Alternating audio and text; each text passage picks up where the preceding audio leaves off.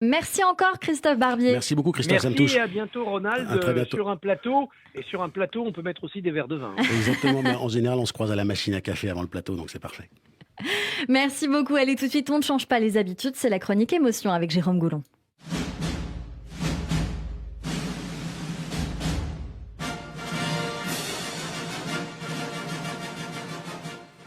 Bonjour Jérôme Goulon. Bonjour Cyrielle. Bonjour Jérôme. Bonjour Ronald. Enchanté. C'est le moment de la chronique émotion. On va entrer dans votre univers et parler d'artistes que vous aimez.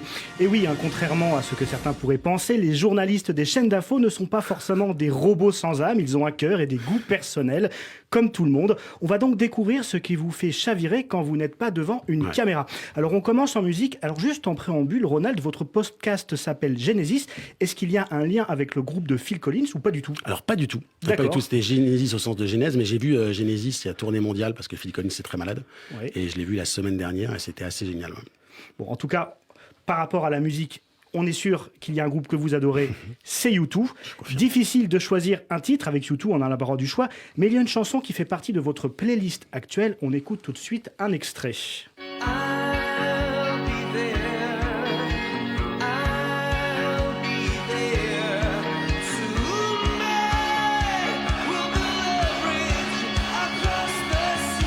Alors le titre que l'on entend, tous les fans de U2 l'auront reconnu évidemment, c'est une version live de A Sort of Homecoming, une chanson sortie en 1984, puis un live en 85. Ce morceau, issu du 4e album de U2, il marquait la nouvelle direction prise par le groupe irlandais. Bono était devenu un grand lecteur de fiction, de philosophie et de poésie.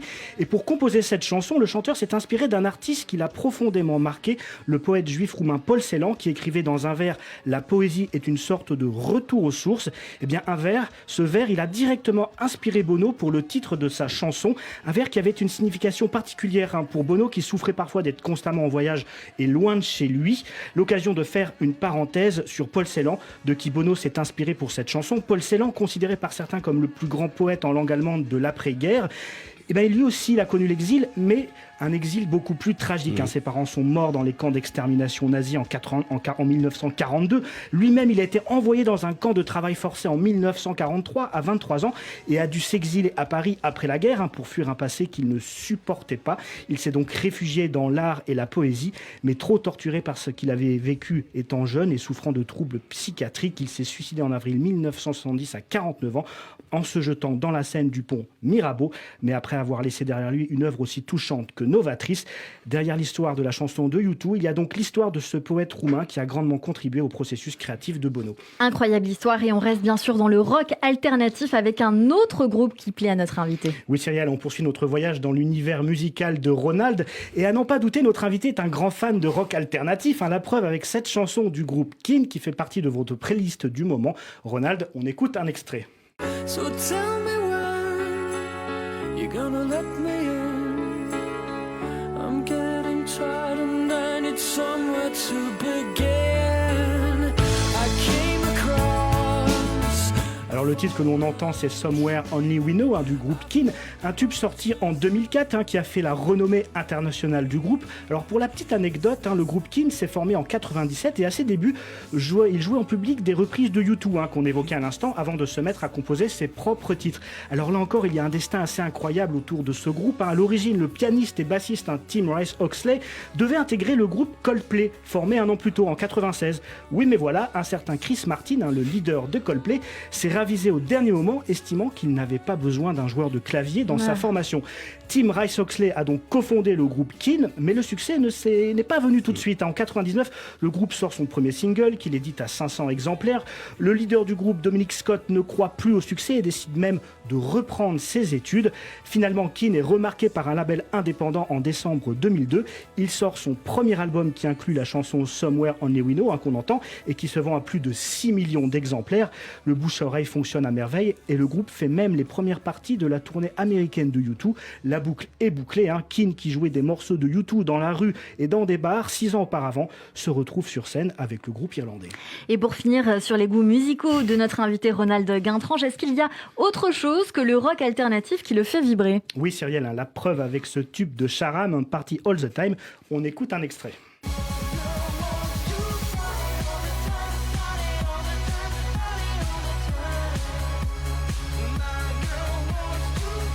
Alors, On qui est n'a clairement pas- sur autre chose. Ah bah là, on est dans la disco, dans la house. Qui n'a pas dansé sur cette chanson, Ronald, hein. Alors pour info, ce titre, il est sorti en 1987 et il était interprété Oui. par le comédien Eddie Murphy. C'est ça qui hein. est fou en fait. Ça a été un carton Ouais, incroyable et en fait c'est vrai qu'on n'imagine pas qu'Eddie Murphy puisse être musicien et chanteur. La version originale, elle est d'Eddie Murphy. Et puis en 2006, le DJ libanais Sharam, iranien Sharam, aussi connu pour avoir fondé Deep Dish, a remixé ce tube et c'est cette version que vous aimez, Ronald, hein. Il en a même fait une autre version en 2008 avec Puff Daddy. Alors Sharam, un DJ au destin incroyable lui aussi, né à... Sacré puff. il Ah est mais né- je veux bien la dernière version, moi. Alors on l'a pas, écoutera, mais on moi, écoutera. on essaiera de la mettre peut-être dans Elle une a autre été émission. censurée, ouais. Il a été sorti.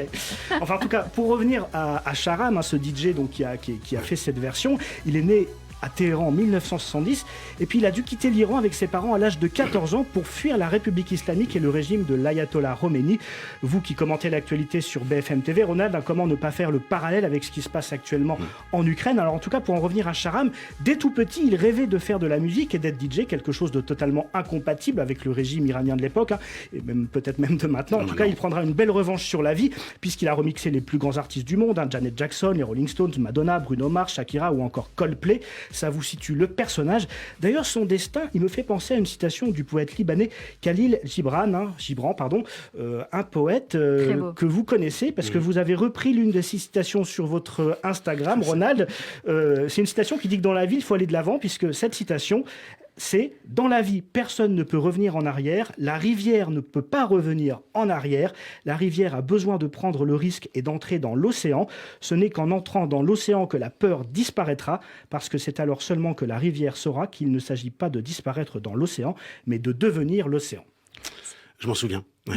Non, mais parfois il y a des phrases, mais c'est toujours. En fait, je trouve ça un peu ridicule parfois d'aller emprunter des citations à des gens aussi brillants et aussi créatifs, et en même temps.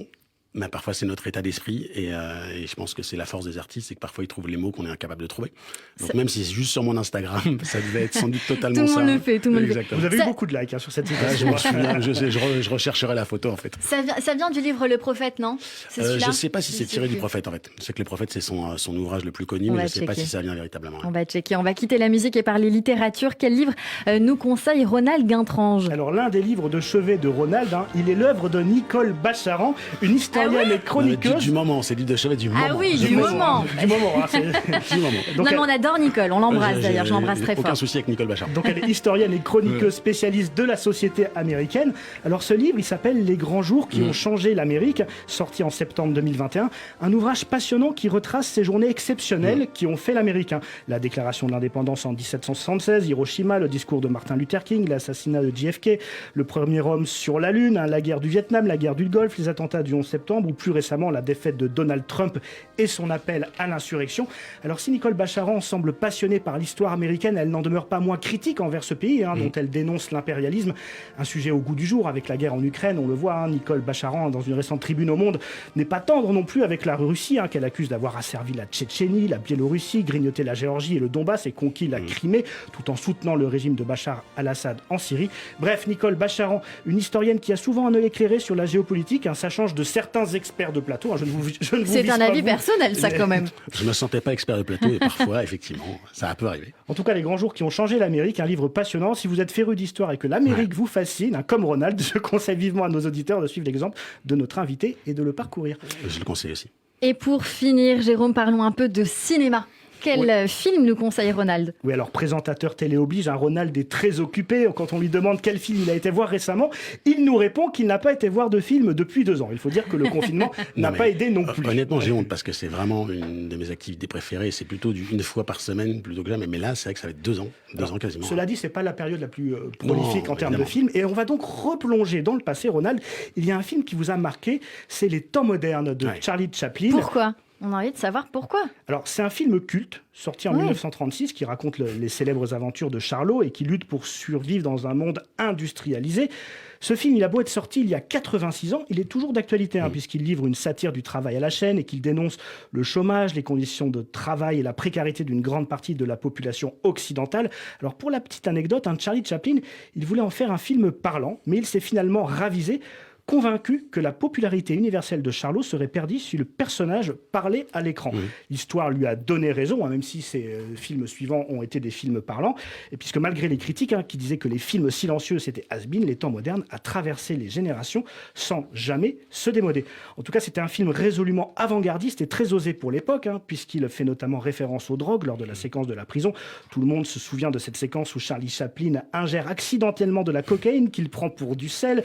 Il faut savoir que dans les années 30, toute forme de représentation et d'utilisation de drogue était formellement interdite dans les films. Mais oui, mais voilà, j'en perds mes mots. Charlie Chaplin a suivi son instinct, il a tracé sa route. Ça me rappelle une citation d'un certain Ronald Guintrange en introduction de son nouveau podcast. Lui-même citant Khalil Gibran. Puisque Ronald Guintrange disait dans son podcast, en ouverture de son podcast, il y a celui qui a toujours su qu'il voulait faire dans la vie, il y a celui qui a longtemps douté mais qui un jour s'est lancé. Genesis va à la rencontre de personnalités qui ont eu ce désir, cette envie, ce rêve, cette passion qui va plus ou moins vite se transformer en vocation. Assurément, Ronald Guintrange, Charlie Chaplin aurait fait un bel invité. C'est par là que je terminerai. Et c'est vrai qu'on a envie de savoir aussi, je vous ai un peu coupé tout à l'heure, Cyrielle, quand vous posiez votre question, pourquoi est-ce que Charlie Chaplin vous a marqué ? Alors, c'est pas tant Charlie Chaplin, mais c'est toute cette époque. Parce que quand j'étais petit, on habitait dans une petite maison en banlieue parisienne avec mes parents. Et pour les anniversaires ou les anniversaires de mon frère ou parfois comme ça, en fait, on invitait les copains de l'école. On se mettait dans le salon et mon père dépliait un grand écran, comme ça existait à l'époque, et avec un rétroprojecteur, nous passait des films courts ou longs de Charlie Chaplin ou de Laurel et Hardy. Et en fait, c'était ce moment, c'est une espèce de petit goûter assez sympa et c'était un peu mon premier souvenir de cinéma, parce qu'on éteignait la lumière, on mettait les chaises, on poussait la table, on mettait les chaises, et on était face à un écran blanc comme on est tous ensemble face au cinéma. Et donc c'est vrai que ça m'a marqué. C'est plus un souvenir d'enfant qu'un souvenir de qualité. Je l'ai revu il y a pas très longtemps, les temps modernes, donc c'est assez brillant évidemment, mais c'est plus cette sensation-là en fait. C'est le manque du cinéma aujourd'hui que j'ai, parce que ça fait longtemps que j'y suis pas allé. La question m'a ramené à mes premières sensations cinématographiques. Exact, il y a un peu de ça, Merci beaucoup, Jérôme Goulon, pour cette chronique magnifique. À la semaine prochaine. Enfin non, on est en vacances. Enfin, je suis en vacances la semaine prochaine. Je reprends l'émission la semaine prochaine et on va bien se venger. Allez, on va se marrer. Et vous allez vous marrer sans moi, je suis très vexée. Et tout de suite, vous allez vous faire croquer par Jérém Rache Location. L'occasion, j'en perds mes mots, de mettre nos papiers en éveil sur Radio J. Le rôti de